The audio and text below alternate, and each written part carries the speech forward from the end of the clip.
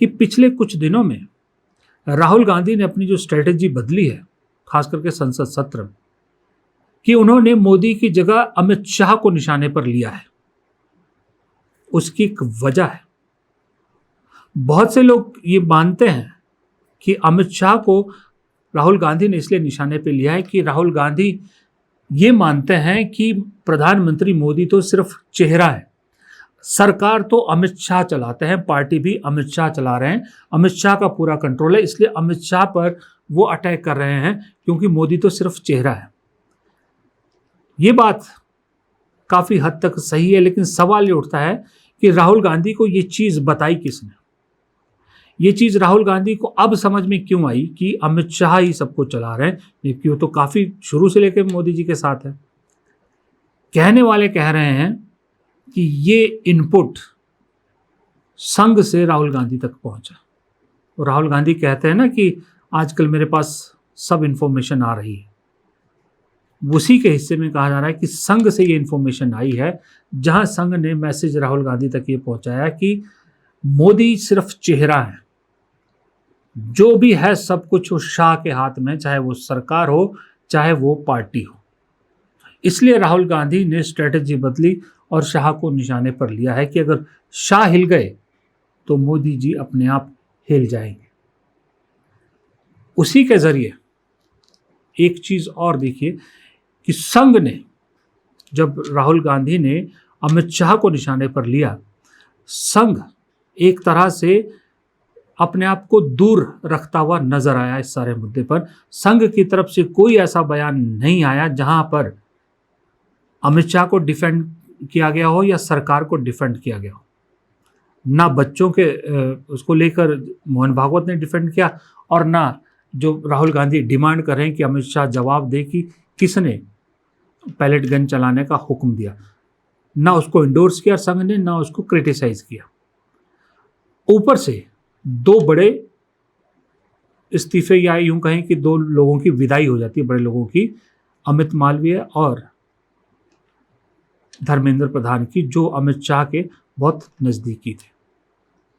यहां पर कहा जा रहा है इन सब चीजों से अमित शाह पर जब राहुल गांधी हमला कर रहे हैं तो संघ ने जानबूझकर अपने आप को दूर रखा है। क्यों? एक तो ये कि अब संघ को ऐसा लग रहा है कि देश में बदलाव की शुरुआत हो चुकी है। संघ ने जिस मेहनत से जितना काम करके बीजेपी को सत्ता तक पहुंचाया था, मात्र 12 साल के लिए उन्होंने ये प्लान नहीं किया था। उन्हें लग रहा था कि कम से कम 20-25 साल तक तो अब सत्ता में कम से कम काबिज रहेंगे, लेकिन इस सरकार की गलत नीतियों और गलत सोच की वजह से उस मेहनत पर पानी फिर रहा है। इसलिए देश का युवा अगर खिलाफ हो गया है तो उन युवाओं के साथ उसके माँ बाप भी खिलाफ होंगे, यानी सत्ता से विदाई शुरू हो गई है। ऐसे में एक आखिरी कोशिश की जाए, और आखिरी कोशिश ये है कि इसमें जो टॉप के दो अमित शाह और प्रधानमंत्री मोदी है, उनको हटाया जाए, उनकी जगह कोई नए चेहरे दिए जाएं, और साथ ही इससे एक पंथ दो काज हो जाते हैं संघ के, कि एक तो सरकार की छवि बदल सकती है, और दूसरा जो वो कब्जा हो गया ना, जहां पर एक थ्योरी होती थी कि संगठन से बड़ा व्यक्ति नहीं हो सकता, वहां पर पिछले 12 साल में एक चीज बिल्कुल क्लियर दी गई कि संगठन बहुत छोटा है, व्यक्ति बड़ा हो गया है। यानी व्यक्ति एक नहीं, दो व्यक्ति बड़े हो गए हैं। मोदी जी तो सबसे बड़े ही हैं, उसके बाद अमित शाह भी बड़े हो गए, फिर बीजेपी, संघ तो कहीं तीसरे चौथे नंबर पर आता है गिनती में।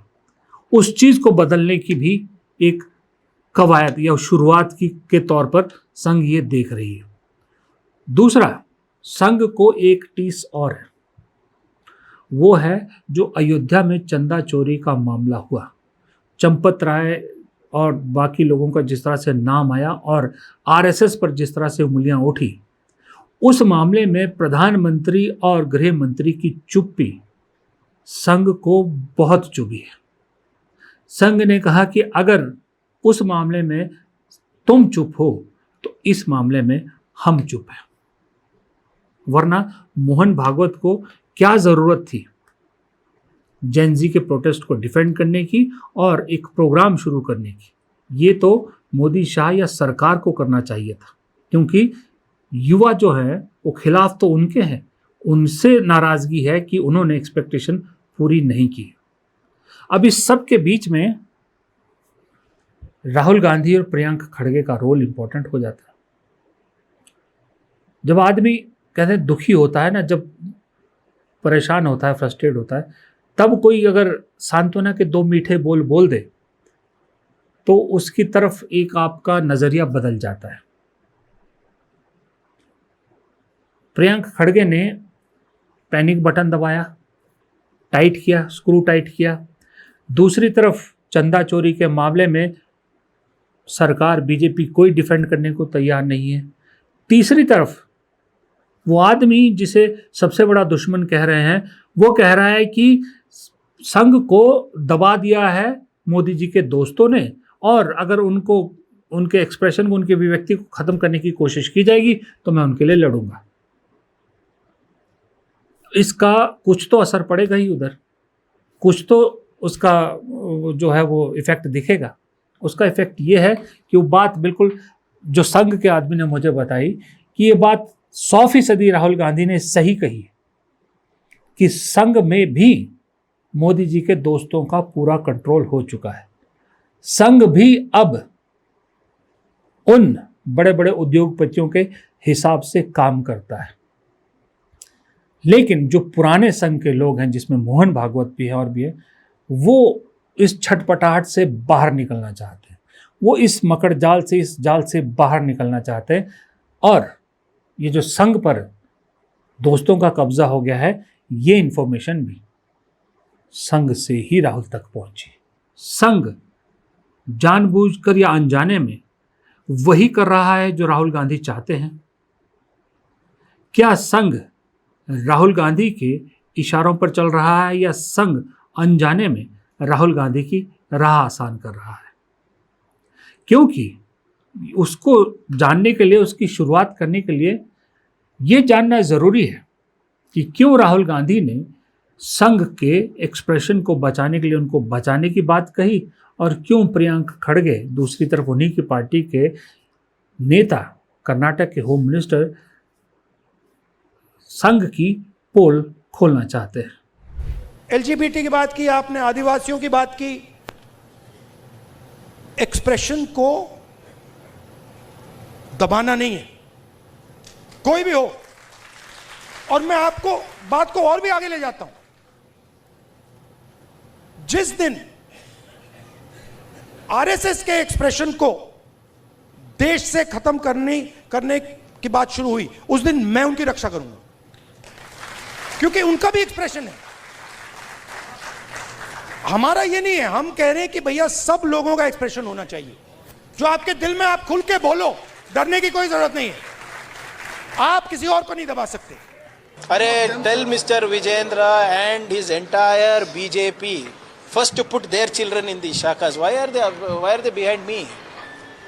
If this philosophy is so good, if this संगठन is so good, पहले अपने बच्चों को डालो भाई, मुझको छोड़ दो। Why am I answering these people?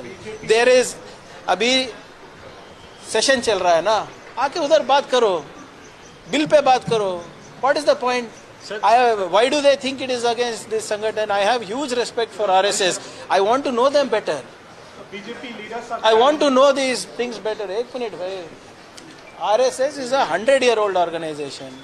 They have apparently, they are the ones who are the only people who can give Desh Bhakti certificate to everybody, whether it is you, the media persons, or me. They are the ones who are certifying who are nationals and who are anti-nationals. So I want to understand them better. But ये दरअसल अगर decode करने की कोशिश करें तो कुछ लोगों से जो मेरी बात हुई, तो निष्कर्ष ये निकलता है कि ये जानबूझ के एक ट्रैप तरह से राहुल गांधी ने बिछाया संघ के लिए, जहां पहले प्रियंका खड़गे के जरिए आरएसएस को मजबूर किया कि रजिस्ट्रेशन क्यों नहीं करती, इस पर सफाई देने के लिए। आपको मालूम है कि सबसे अनकंफर्टेबल अगर आरएसएस कहीं होता है तो वहाँ है कि जब उनसे कोई रजिस्टर होने के लिए कहता है। और प्रियंका खड़गे लगातार आरएसएस को कह रहे हैं कि कागज़ दिखाओ, मेरे मुंह पे मारो, नहीं तो रजिस्ट्रेशन कराओ। अब संघ जानता है कि अगर रजिस्ट्रेशन कराया तो बहुत चीज़ों का हिसाब देना पड़ेगा, और वो जो अगर हिसाब नहीं दे पाए तो मामला गड़बड़ हो जाएगा। क्या राहुल गांधी ने पैनिक बटन दबाया वहाँ के जरिए? फिर दूसरी तरफ राहुल गांधी अपने मंच से कहते हैं कि अभिव्यक्ति की आज़ादी, अगर संघ की अभिव्यक्ति की आज़ादी होगी और उस पर खतरा होगा तो मैं उनके लिए खड़ा हूँगा, मैं उन्हें बचाऊंगा। और साथ ही वो ये भी कहते हैं कि संघ, जो ओरिजिनल संघ था, वो तो कब का खत्म हो चुका है, ये तो अडानी के कब्जे वाला संघ है या व्यापारी के कब्जे वाला संघ है। ये दो बातें हैं लेकिन बड़ी इंपॉर्टेंट है, क्योंकि संघ के ही किसी आदमी से मेरी बात हो रही थी तो उन्होंने कहा कि ये दोनों चीज़ें बहुत इंपॉर्टेंट है। ये बात राहुल गांधी की संघ के अंदर सोचने पर मजबूर कर गई है। संघ के अंदर एक विचार जो है इस पर होने लगा है कि जो कह रहे हैं राहुल गांधी वो क्या सही कह रहे हैं।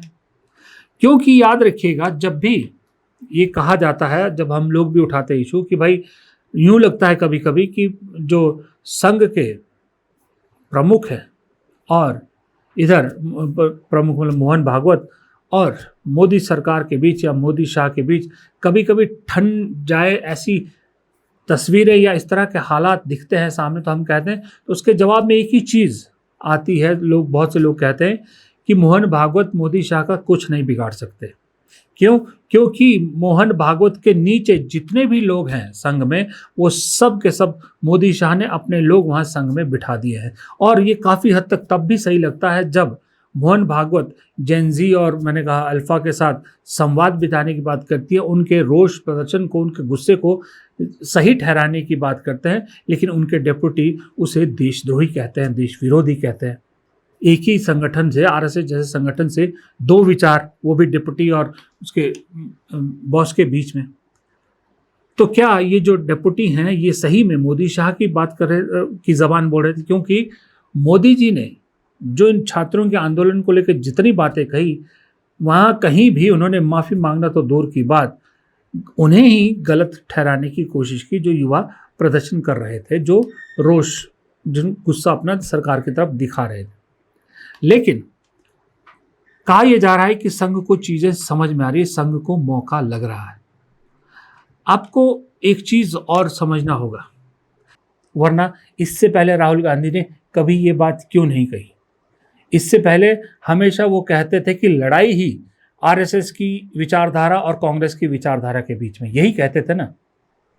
क्यों उस दिन अचानक मंच से वो राहुल गांधी आरएसएस के रक्षक भी बन जाते हैं? क्यों ये भी कहते हैं कि ओरिजिनल जो संघ था, जो उनके लोग थे, छोटे व्यापारी, बनिया, सुनार, ये सब, इन सब को मोदी जी ने जानबूझ के निपटाया है, जीएसटी के जरिए सिस्टमैटिक तरीके से निपटाया है। क्यों संघ की तरफ एक उनकी बदली हुई जो वो नज़र है, वो क्यों नज़र आई? इसीलिए आई कि इन्फॉर्मेशन एक से दूसरी तरफ बहुत अच्छे से पास हो रही है। अब सवाल ये उठता है कि जो संघ इन्फॉर्मेशन दे रहा है राहुल गांधी, उसको इम्प्लीमेंट तो कर रहे हैं, उस पर काम करें। क्या राहुल गांधी या जो संघ कर रहा है, अमित मालवीय की विदाई के लिए जोर देना, संघ का बहुत बड़ा रोल है। धर्मेंद्र प्रधान की विदाई में संघ का बहुत बड़ा रोल है। राम माधव की वापसी में संघ का रोल है। सबसे बड़ी बात, स्मृति ईरानी जो अमित शाह को एक फूटी आंख नहीं बहाती, उनका भी वापस संगठन में आना, ये सब संघ ने क्यों किया? वो इसीलिए किया कि संघ भी अब कंट्रोल छुड़ाना चाहता है, और इस मामले में कहीं ना कहीं किसी भी अंदाज में राहुल गांधी और संघ एक दूसरे की मदद कर रहे हैं, ताकि ये जो दो बड़े चेहरे हैं, इनसे इस देश को छुड़ाया जाए। इनके हाथों से एक चाहता है देश को छुड़ाया जाए और एक चाहता है कि मेरा संगठन और उस संगठन से जुड़ी पार्टी को छुड़ाया जाए। ये डॉट जुड़ते हैं, और आप देखिए, जब अगर ये डॉट सही जुड़ रहे हैं तो ये मोदी शाह के लिए अच्छी खबर तो कतई नहीं है। ये खबर मुझे लगता है कहीं ना कहीं, ऐसा तो नहीं है कि मोदी शाह को नहीं पहुंची होगी, कहीं ना कहीं ये भनक वहाँ भी पहुँच चुकी है, वहाँ भी लग चुकी है, इसलिए वो प्लान बी पर शायद काम शुरू कर चुके हैं। वो प्लान बी क्या होगा वो आने वाले वक्त में पता लग जाएगा, लेकिन ये वो भी जानते हैं, ये संघ भी जानता है, और ये मैं भी जानता हूँ, आप भी जानते हैं कि राहुल गांधी जो बात कहते हैं वो यूं ही हवा हवाई नहीं कहते, और अभी तो उन्होंने कुछ भी नहीं कहा है। स्ट्रेटजी अभी बहुत बड़ी है, जिसमें एक बहुत अहम किरदार प्रियंक खड़गे अदा करने वाले हैं। प्रियंक खड़गे अभी बहुत खेल करने वाले हैं, जो वक्त के साथ मैं आपको बताता रहूँगा जैसे जैसे मेरे पास उसकी जानकारी आती रहेगी। फिलहाल इस वीडियो को यहीं ख़त्म करता हूँ, इजाज़त दीजिए, नमस्कार।